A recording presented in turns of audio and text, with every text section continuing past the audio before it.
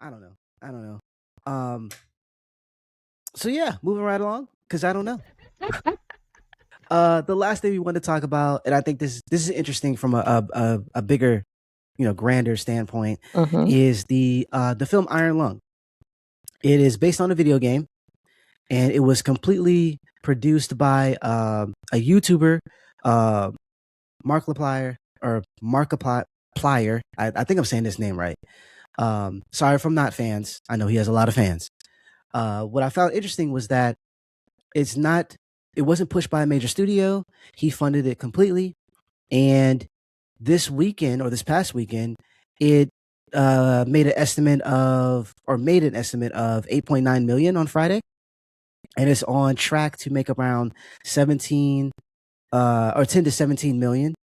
And he made the film, I want to say on I'm trying to see how much did he make. I'm looking at Forbes. Shout out to Paul over there, senior contributor. He talks about the box office, and usually I'm not a box office person. The only other time I talked about the box office was when Variety had that whole thing with Sinners. But I just think it's interesting because he's potentially going to make a lot of money on this film, and a Mm-hmm. lot of it is driven by fans, uh, by the YouTuber. Yeah. And I think that's a really cool thing because it shows what you can do, even if the film doesn't do well or doesn't. Mm. It's not reviewing well. I'll say that it's like 50% critic score right now, and Oh. um, it has a 90% Rotten Tomato score from the fans or like the people seeing it. Even Uh-huh. if it doesn't do well critically, it doesn't win any awards, blah blah blah. It's still a win because he has shown how I can take something like my following from YouTube and I can push it into other areas, into financing other areas, and it could be successful without the backing of anyone else and be independent. And that's huge because Mm-hmm. typically what we've seen is YouTubers will make a film or where it's Shelby Oaks or it's the Talk to Me. They'll make a film and then it's backed by a company. So in the case of Talk to Me, it was what 824 or whatever. Like they'll you know either the company will help with distribution or it'll help with reshoots and stuff like that. And same thing with granted he wasn't on YouTube. David F. Sandberg with Lights Out. He made the short. James Wan saw it. The rest is history. And so it but in this case, being able to do it yourself is, very much privileged. But then also to be successful with it, that's what Mm-hmm. indie film is all about. That's what, Mm-hmm. especially horror. That's really cool. And that also goes to show like, oh, you can do things outside of your bubble of gamedom. You could do things outside of that and be successful with it. I think it shows it's a positive message for people who are trying to get into other avenues, that you Mm-hmm. don't have to go through a major company that's going to take majority of the profits, or, you don't own the license to it. You don't own, your work the way you would want, the your branding and all that other stuff. Like there's a lot that kind of goes into it, that it's all him. And granted, the game isn't his, that was developed by someone else. But the fact that he could do that and beat out, some major films like Sin Help from Sam Raimi, uh, or Sam Raimi, is really, really cool. Like, Mm-hmm. that's really freaking cool. And so I guess the broad nature of that is, how does one do that in today's market? Like, he makes so much money on YouTube that, you know, it's more understandable. Mm-hmm. But there are some millionaires on YouTube that maybe don't make as much as he does, but are looking to get into other things. Like we saw recently with Kai Cenat, who was looking into getting into fashion, and he's already been, you know, uh, you know, there's some controversy with him saying he's trying to learn new words, so he's been reading on camera and looking at words in between, and whatnot, which I think is perfectly fine. It's what It you do when you is don't know a totally. word. Mm-hmm. Um, but then people make fun of him in the sense of like, this brand, shift is a ploy, or you know, he's just not serious or sincere, and just a whole lot of just goofiness around it. And Mm-hmm. my thought is like, I don't care, because if he succeeds, this is showing people that you don't have to be afraid to try something new, and that there's lanes for you, with the caveat that you have to have the capital, or at least the following, right, to be able to do what you want to do. Those are positive aspects, and I'm just curious on why aren't people doing that more often, and why aren't people? Not everybody's gonna be Mr. Beast, obviously, but why aren't people trying more often? And maybe they're afraid that their audience is gonna go away. Definitely, that could be part of it. Money, True. just I'm sorry, I was just thinking a very mean thought. Oh gosh. I mean, they told J.Lo not to do that movie, and then she did it.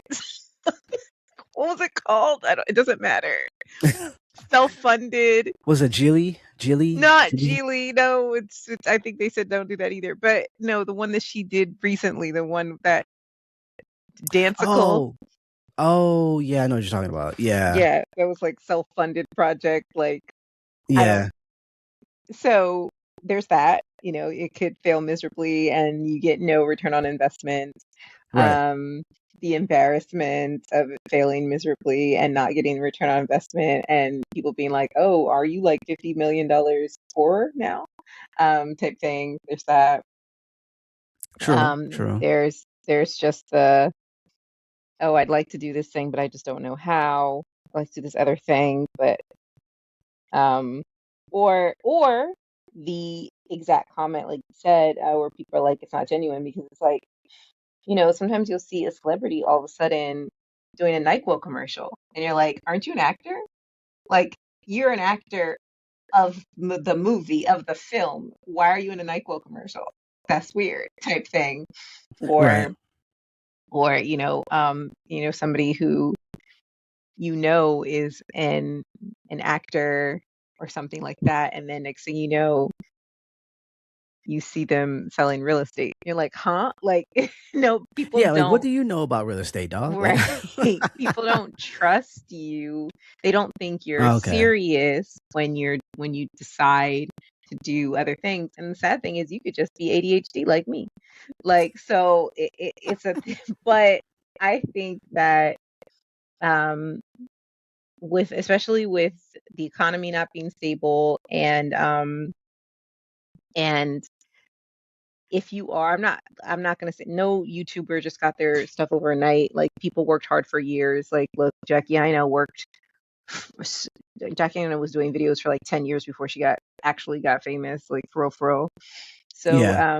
but there are people who are not willing to risk what they got because, you're too bad videos from not getting any more income, type thing.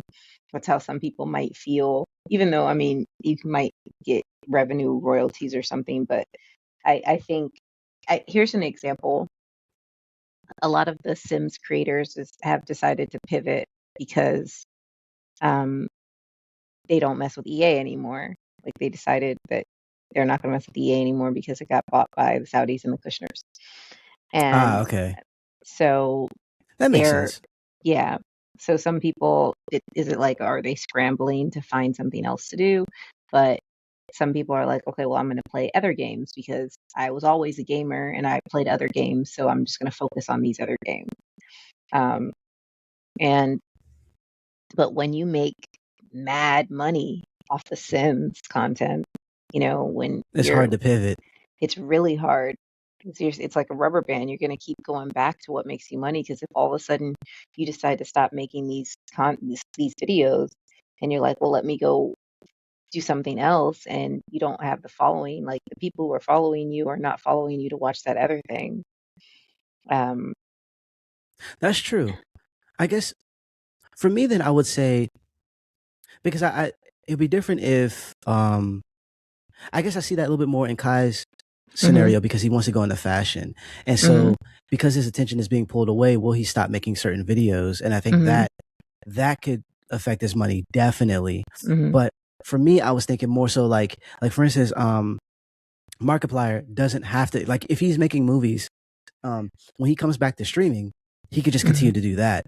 Whereas Yeah. the Sims creator, if they're thinking of pivoting, that is scary, because like people are coming here for this, they paid for Hmm. this to subscribe and all that, and but you're still doing it within that realm. Hmm. And so if you pivot with the streaming, then you might lose a lot of people, right? Yeah. But if you're doing the Sims and you're like, you know what, I want to get into selling merchandise that has nothing to do with the Sims, but I'm Hmm. still doing the Sims, then I feel like you have less worry there, because you're still giving those particular people what they want while Hmm. potentially reaching a new market. That being Hmm. said, that all of it is time consuming and takes work. Hmm. So that could be a factor as well. But that would be my only like pushback there, is like you can still do the thing unless you've grown tired of it, or Hmm. that sort of thing. You can still do the thing that made you popular. You're just also branching out, because with YouTube and how Twitch does, and if they change a rule here or there, or you get flagged for something dumb, then you could potentially lose it all on this platform anyways and have to start over. And so it's always good to diversify your portfolio, Hmm. and try to have multiple eggs in multiple baskets. And the fact that you now finally have the money to do so, where the risk it's a little lower in a sense, like, if you're up millions, then spending 500,000 on prototype clothing to see if this is something you would want to do is reasonable, versus someone who's like, I'm going to go all in, Hmm. and that's all you have in the bank is very little. Um, but it's interesting though. It's definitely interesting, because I don't see it as for all the Mr. Beasts out there, and for all of the people they're going a step outside of their comfort zone.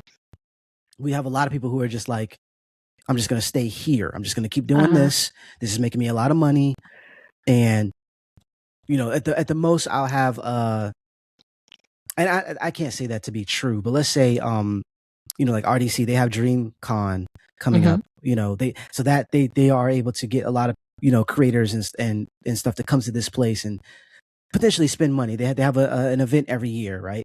But in terms of outside of those things, I don't see them moving too much, and that could be because they're establishing footholds in other places and they haven't showed it Mm. showed it off yet.